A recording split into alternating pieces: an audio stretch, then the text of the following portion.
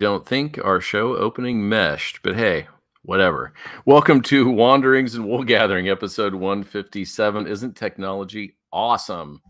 On tonight's episode of Wanderings and Wool Gathering, we're going to be reviewing the latest album from Corey Taylor CMF2.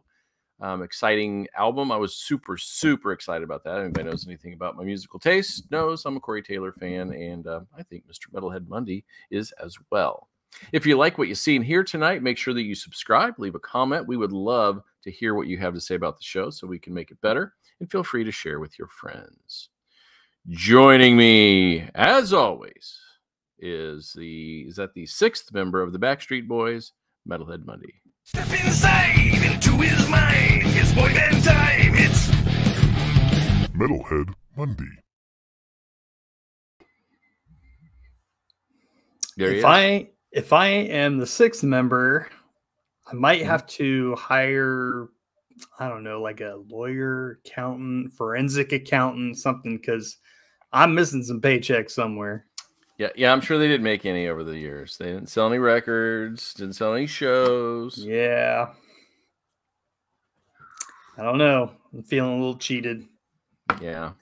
And you were by far the best member of that band. I mean, you know, I don't want to toot my own horn, but Toot toot. I don't know if anybody goes back and listens to the songs, you can vaguely hear a jug in the background, and that is Metalhead Mundy, keeping the beat with the jug. So, absolutely astounding.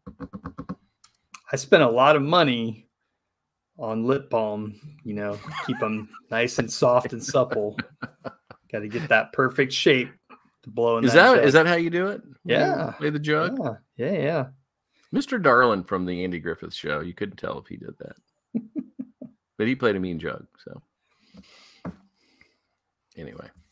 So, tonight is CMF2. Not CMFT2.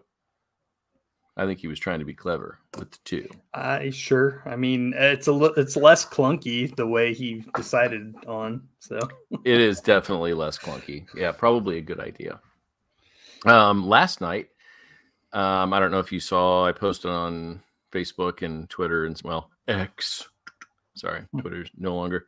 I was super excited because they were doing the 30th anniversary of the Smashing Pumpkins show at Tower Records in Chicago. Mm-hmm. It was the release of Siamese Dream, which is probably my favorite record of all time. And I have the import that I picked up CD of that way back in the day, and I think I have a vinyl version that I got. I got it off of Amazon, and then somebody I posted what I was spending one night, and they're like, "That's not an official release. Billy is going to block you." I'm like, dude, I didn't know. It was on Amazon. I just bought it. You know, what are you gonna do? But it's an acoustic show. So super cool back in the day, and they recreated it. They had the outside of Madame Zuzu's, which is his new wife's tea house in Chicago. They decorated it to look like Tower Records, and they had the Siamese Dream handbills on the outside. It was super cool. And then they through the that they played that night, and it was all just sitting in chairs, acoustic. There were not very many people in attendance. I don't know how many tickets were sold. We tried. They were sold out, and which it turned out it was okay because they streamed it for free. For anybody who wanted to go to veeps.com, you could watch it for free. And so my favorite song is Mayonnaise. Marianne loves that one as well. And that's played in this set. Well, they get to it, and they've got a special surprise for us. And so they released a 45 of Mayonnaise with the original version and then the Tower Records version on the back. Cool. Signed to purchase. Huh. And so I waited diligently and refreshed until it came up, and I was actually able to get it. It sold out in 5 minutes, but I got one. Nice. And I'm going to, when it comes in, do an opening, or I'll do it on the next show, the opening of the record. So I'm super excited to have Billy's autograph. So, and that's my favorite song. So it just seemed like it was meant to be. That's awesome. Yeah. That's very cool. Yeah, it was a great show. I mean, they really did a nice job. And on the last song that they played, Jimmy got out from behind the kit and played guitar. Cool. So that was fun. Yeah, it was a cool little moment. And Billy told us that he had gotten married the day before. And Oh, his wow. honeymoon was this Tower Records show. All right.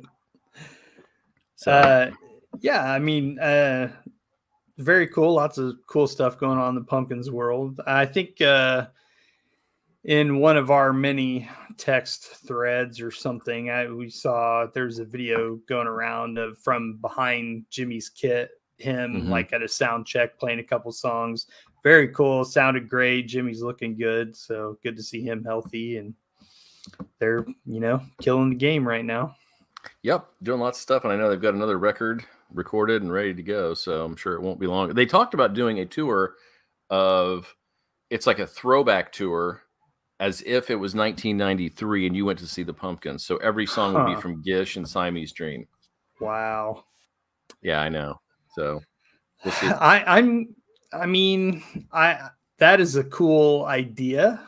I'm a little surprised that Billy would want to do that. I don't know. I feel like he doesn't really try to live in the past too much. And that feels like, that is very much a nostalgia thing. Like you could almost call them a nostalgia act if they did something like that, which I don't think he would love. You know what? He talked about it on the show. And I think there's a little bit of behind him where people said it wouldn't work and people wouldn't want to come. And it was so almost he like feels challenged. I'm going to prove you wrong. Yeah. Are you kidding me? Throw that gauntlet down. Those are like their favorite, everybody's favorite records. People will love to go see I Am One and Shiva and Rhinoceros live again. They don't play them very often. Yeah. So I can definitely see Billy being like, "Oh, you don't think I can do that? Watch this." So did you see my last record? It was 33 songs. It was a rock opera. Yeah. Do not test me. Yeah. So yeah, but I'll go if they do that. That's for sure. So, all right. Well, enough about the Pumpkins, because this show is not about the Pumpkins. It is about CMF2, Corey Taylor's latest. It's a solo record, but they call it solo, but he's been with Kristen Martucci and the boys for quite a while now. So it almost feels like a Stone Sour 2.0 kind of situation. But did you look up the credits on who's playing what on this? Because I know there's like some stuff going on with his buddy Jason Christopher, who's played bass with him several times, and like I know Jason's like not touring anymore, and there was like kind of a little brouhaha around all that. I didn't know if he was on this record. I didn't look. So it's Christian Martucci on guitar, drums, Dustin Robert, and guitar Zach Throne. Hold on, where's I don't see a bass listed there. Hold on. Let me dig a little deeper. I know he hasn't been in the videos, but I didn't know if he was on the record or not. Let's see if it says who. Elliot Larongo. Okay. Bassist. Okay. So, yep. And I would say, overall, there's definitely a Stone Sour vibe in some a little of these. bit. Yep, I caught that in a few songs. Yeah, and not a ton for somebody who wrote all those songs for Stone Sour, and I guess co-wrote some of them. You would think that it would bleed through a little bit more because that's just his style. But I think I picked it up on 2 or 3. But other than that, I felt like it was kind of a fresh record. Yeah. So, CMF2, first song. Was it a good album opener? It's called The Box. Yeah, this is one of those where it's an intro song. Like it's a little over 2 minutes long. It's really not much of a song. It really is an intro down to the lyrics where, he literally says, "Enjoy the show." So it works for what it is, but it's not like a grab you by the seat of your pants, we're going on this ride kind of opener. Yeah, when it first started, I was like, this is because it's just like a stripped down strumming guitar. Yeah. And he's singing, which he can carry it with his voice. He's good enough to do that. And then it got to the part where he says, enjoy the show. And I was like, okay, I kind of get it. The only thing that sort of sold me on it is that it seamlessly went into post-traumatic blues. So it almost felt like an intro to that song. Yeah. I'm kind of half there on if it was a good album opener. Yeah, like I said, it's one of those things where it's you could do without it, but I know why he did it. Like it makes sense, but does it have to be there? You know, Post-Traumatic Blues, I think, would have been a better opener because that would definitely be, hey, here we go, let's go. Yeah, I agree. And you don't want something like Beyond because that's like your big hit. You know, leave that. So it does go into Post-Traumatic Blues, and this one is a banger. It kicks in hard and heavy. We've got some growling, and then the old familiar cruise into the Corey Taylor catchy chorus. Absolutely. Which he is very good at doing. Yeah. Yeah, that riff, I mean, it just pulls you right in. And yeah, he's got like not quite his full vocal range, but you know, definitely different styles. He blends so seamlessly, and yeah, super catchy hook. And I like the bass on this song. There's some cool I don't remember if it happens once or twice, but there's a cool part where I think the guitar kind of drops out and the bass and drums are kind of carrying the groove, and the bass sounds real good, tone and the bass line. Pretty cool. There's not a lot of dominant bass on this record. There are a few songs where it really stands out, but it's like Martucci kind of carries a lot of the musicality of this. Yeah. So, but I like that song a lot. Did we review this one? I know we did Talk Sick, but yeah, I think we did. We may have. I think we touched on it. So liked it then, like it now. That brings us to the third song, which is Talk Sick. So clever. And the weird thing about this one is the chorus kind of has like a stage show vibe to it, or like a musical vibe. I don't know what it is, but there's something that kind of makes me think, oh, this almost should be in like a musical like Grease or something. Yeah. Okay. But I like it. It's not one of my favorite songs on the record, but it's okay. Yeah, I'm right there in that same headspace. The hook and the riff on the chorus are kind of the best parts for me. But yeah, you know, okay song, don't hate it, but it's not a highlight. Then we really switch gears with Breath of Fresh Smoke. And we go acoustic. Great title. Exactly. And it's kind of clever when he starts singing and you're like, oh, okay, I get it. Yeah. And it kind of reminds, it's like something that should be on Grace Potter's record or something. Yeah, the really. vibe that is going on here. Would have worked. Again, so stinking catchy. Lyrically, he writes some really good, catchy lyrics. Yes, his absolutely. phrasing is excellent. Yeah, this is kind of I mean, I don't know. I kind of feel like it's a mildly rocking kind of breakup song, really.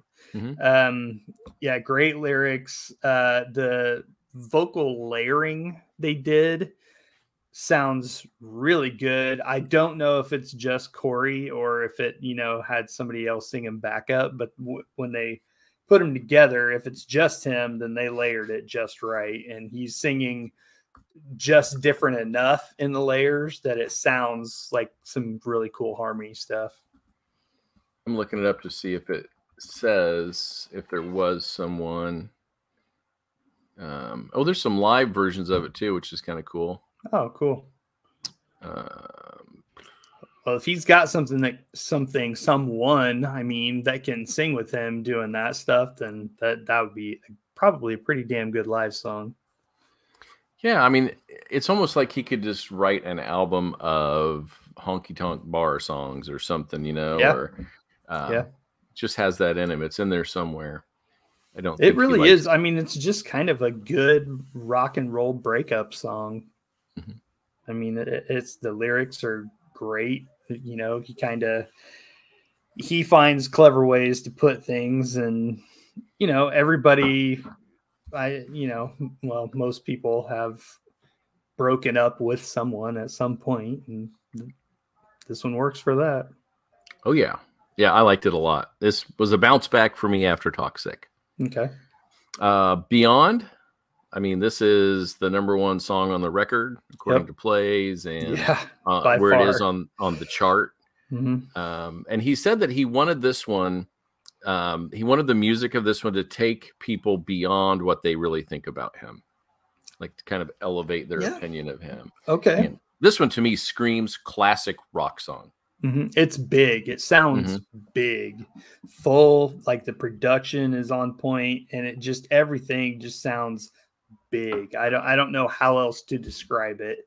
If you listen to it, that's just sounds like a big song. Not epic, because it's not epic. I would consider more like a long song with lots of different, parts and ins and outs and whatever, but it just feels like a big song, an important song, I guess.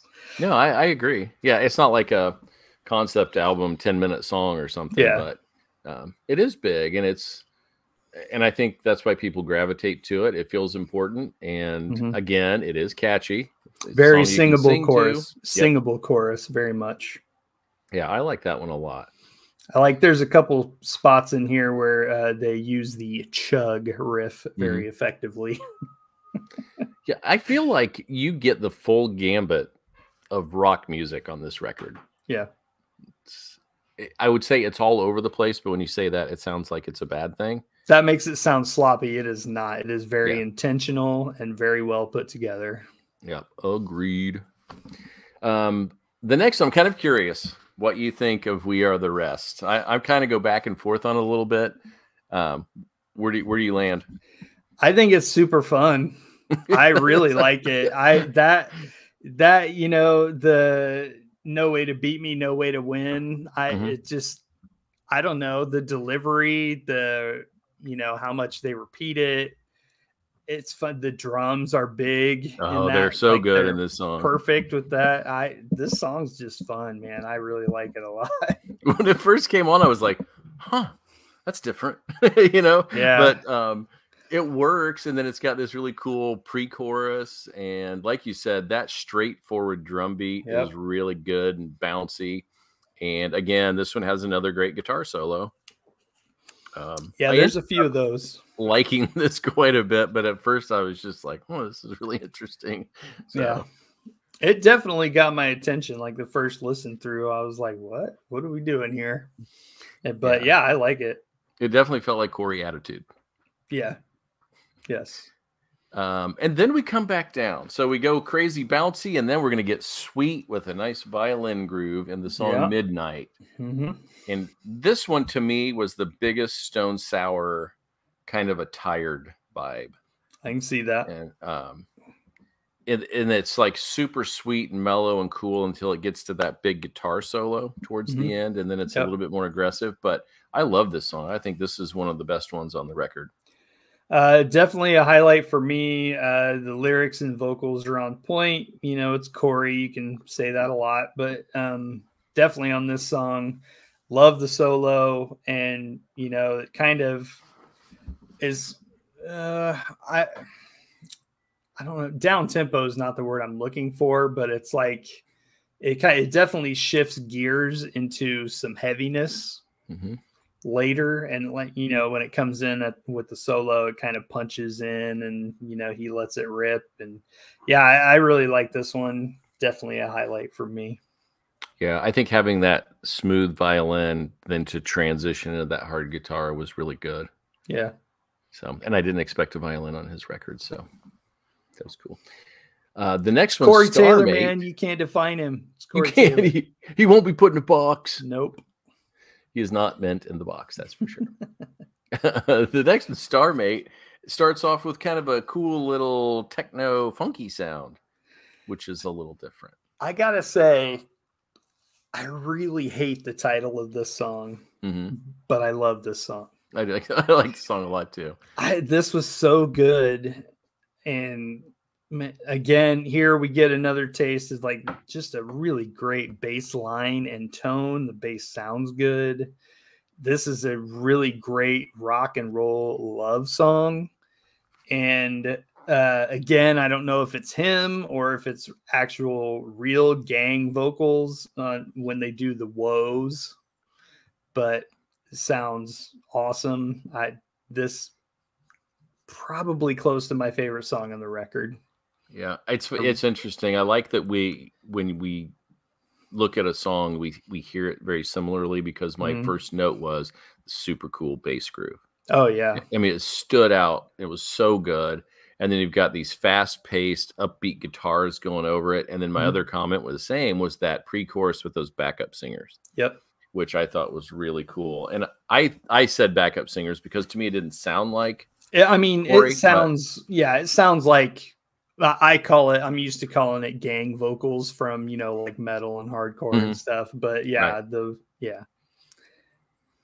You know what? After the show's over, I'll give him a call and I'll just see who those singers were. So Corey, if you're listening, prepare for a phone call. Sure he is.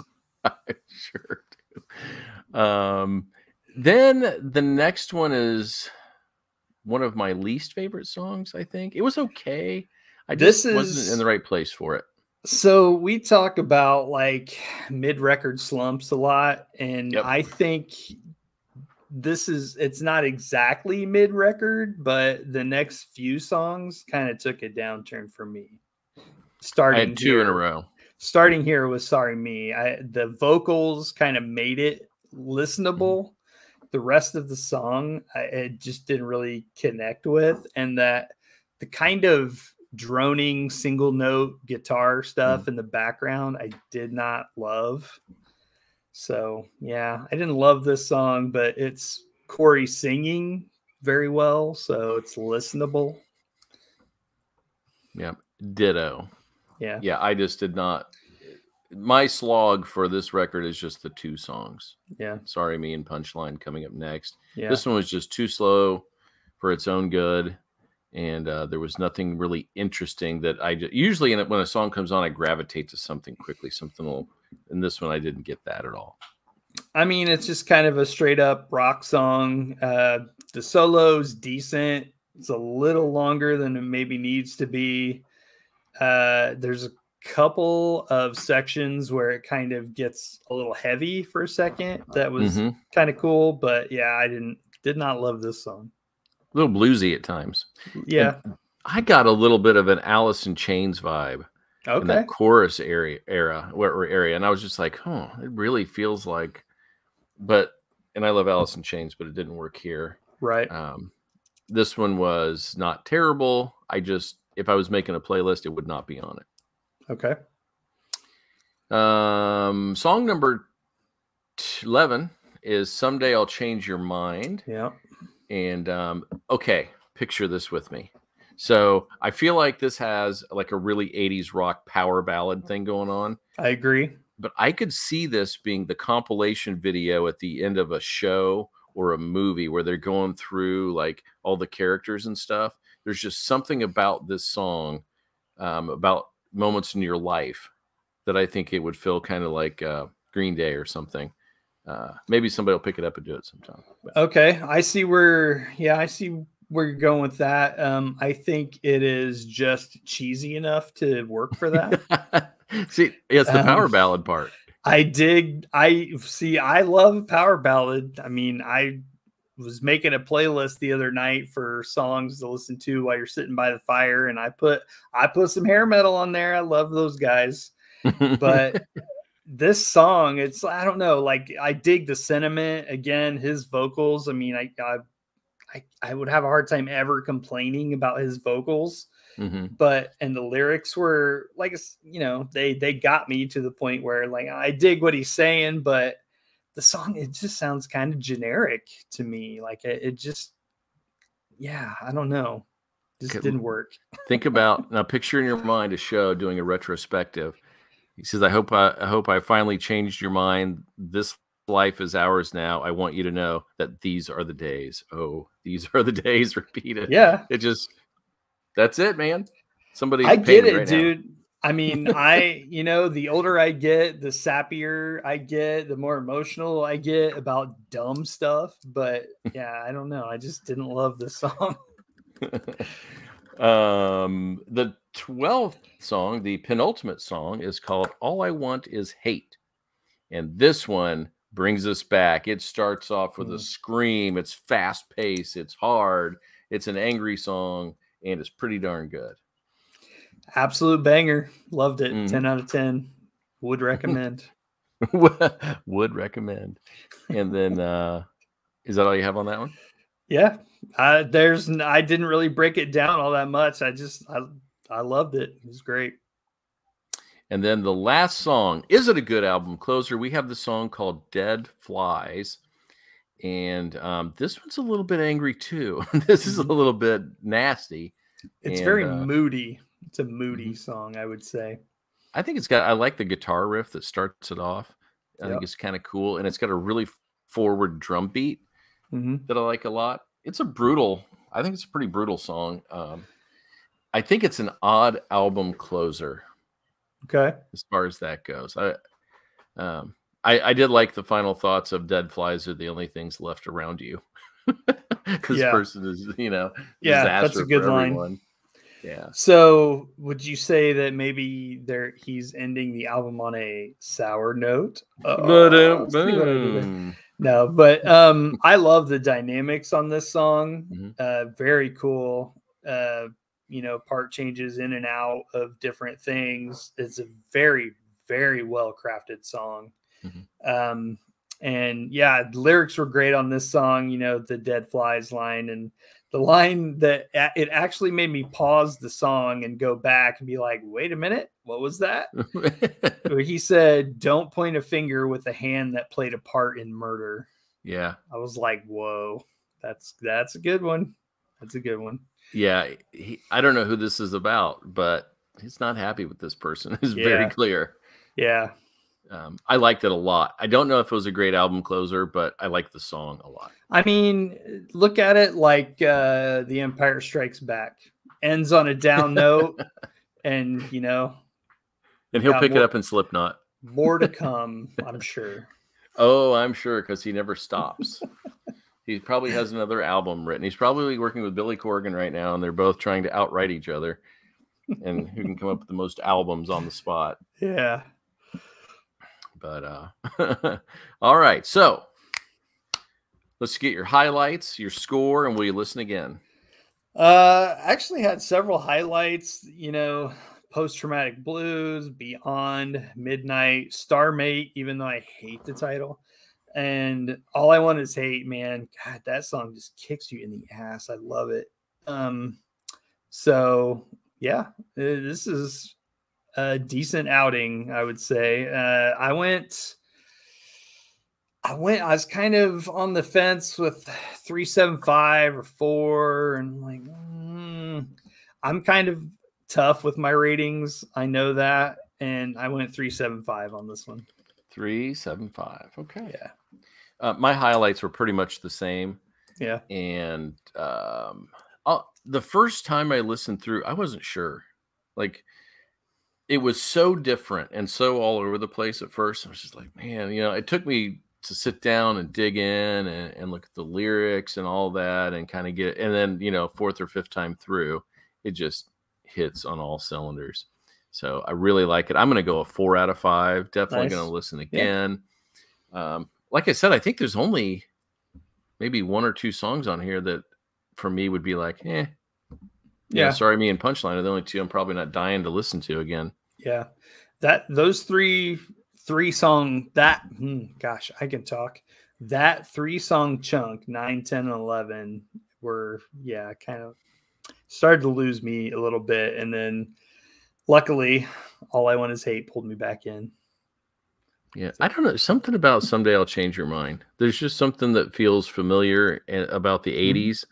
That I kind of vibe on a little bit. So I like that one.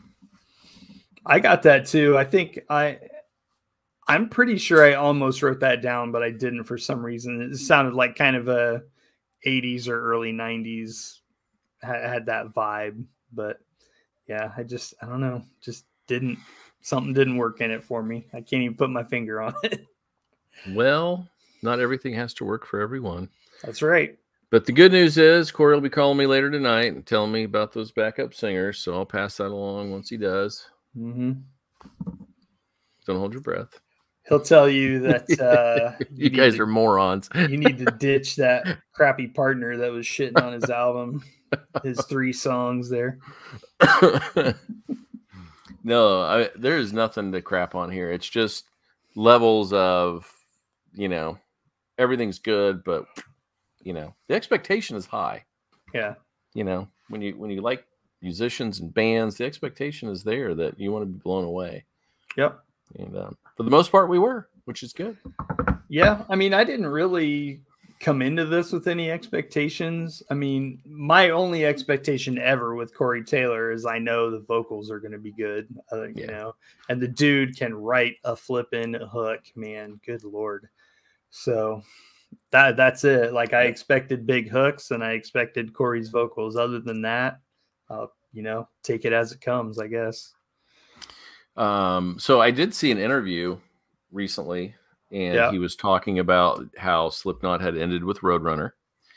And apparently that relationship had started going downhill with Roadrunner in about 2011 because they started letting go all of the people that worked there that they were familiar with, that they liked and worked with. And so it kind of happens at labels all the time, man. So that relationship kind of fell apart. And so now they're free to do their own thing. What I liked is he talked about, maybe for the first time in a long time, everybody getting in the room and writing and performing together. Cool. Instead of everybody doing it separately and doing their parts, and he comes in and does vocals. But that organic feeling, I think, would make a better record. We'll see. Yeah, it's crazy, how fun and creative it can be when a band acts like a band. It's true. And I know, when you're there and you've got lives and kids and all that kind of stuff, it's hard just to say, all right, I'm going to go live with these cats for 2 months while we make some music. Yeah. But I hope they do. I don't know. I feel like I understand, these guys, they grow and things change from when they start. Mm-hmm. Any band, that is, especially a band that is successful. People get married, people have kids. If you're lucky enough to have longevity in your career, I just feel like that has to be from a spousal standpoint. You have to know that's part of the package. Right. And I don't know, like it maybe part of it is yourself. Yeah. Maybe you don't want to go away for 2 months anymore. And that's true. Yeah. Things change, but I don't know. Maybe if they just all lived in the same city. Yeah. That'd be easier. They just go to the studio every day. I don't know. I just feel like with a successful musician, the touring, the making the record, all of that, like, it's just part of the package. You got to figure it out. Yeah. And I mean, he keeps himself busy. Nobody's making him write his own record outside of the band. Yeah. So I don't know how he does it. I don't know, how any of these guys it's almost nonstop touring and writing all year round, which is great for us because we get new music all the time. But I think it would be a grind. I agree. Speaking of a grind, finding music for next week seems to be a bit of a grind right now. Yeah, it seems like it's every once in a while we'll have like 3 or 4 things we got to choose from for a week, and then for like a month there's almost nothing. It's true. Well, we are working on a guest or 2. Mr. Mundy is behind the scenes reaching out to some folks. Trying. And so and I just recently had a German metal company reach out to us, and I saw those messages. So they did send me some links. I'll forward them to you. Right on. And maybe we can do an update on some of the German scene, like we did with Greece, which that worked out pretty well. So who knows? Maybe we'll do something like that, which would be fun while we're waiting for new music to come out. Yep. All right, Mr. Mundy, anything big coming up for you? Not really. Not till it'd be a couple of weeks. I got a show in October down in Brown County, going to see Brian Setzer. Oh yeah. Who plays it? Who does he play with now? I mean, it's just him solo, so it'll Mhm. be. I mean, he'll obviously have a band with him, but this is billed as Rockabilly Riot. Mhm. So, which I know he's done a couple of albums with that, which is just, I mean, it's literally just covers of the old rockabilly stuff from the 50s and 60s. So I'm assuming that's what this will be, but I don't even know for sure. But Where's he playing? there's a newer venue in Brown County. I think it's just called the Brown County Music Center. And it is a beautiful, beautiful venue. We saw Ann Wilson there, Mhm. and it is gorgeous in there. Really nice. The seating is really great. Very cool. People that worked in there were nice. Super, super nice. Cool. So, How many people does it hold? Do you know? I don't. It's not huge by any means. That there's a floor and a balcony, but yeah, the balcony's not very big at all. So, Okay. but I would highly recommend seeing a show there. If anybody comes through there, you like it. The sound is great. Really cool. Awesome. Venue. I am going on Saturday to Chicago to see Nothing But Thieves. Marianne and I are going. Yep. And they're at a little bar venue there. And so it's not really a bar, it's a music hall, but which one is it? It's in it's up by Wrigley. Okay. Oh, it'll come to me later when I'm off the show. But anyway, so yeah, It's we're not the seeing Metro. Might be the Metro. There were Have two places we were looking at. Have you never been to the Metro? No. Oh, the Metro is awesome. Yeah, I'm pretty sure that's It's it. a great club. Yeah, Nothing But Thieves. So we are super excited to see Connor Mason live. I know Marianne is super jazzed. Yeah. And so I'll have a report on that next show. We'll have nothing else to talk about, so we'll just talk about that. Why not? All right. Well, that is it for tonight. Big album from Corey Taylor. Check it out. You should definitely listen. It has a little something for everybody. So listen through. I think you're going to like it. Don't forget, you can find Wanderings and Wool Gathering on YouTube, Apple Music, Spotify, CastBox, and SoundCloud. And you can find album, movie, TV, and comics reviews at wanderingsandwoolgathering.com. You can find Metalhead Mundy on Instagram at Metalhead Mundy. What a coinky dink. Isn't that crazy? It is crazy. And you can find me at Twitter and Instagram as Foggy's Pal. Join us next week for episode 158. Who'd have thunk we'd get there? But we did it. See you next week, everybody. Bye now.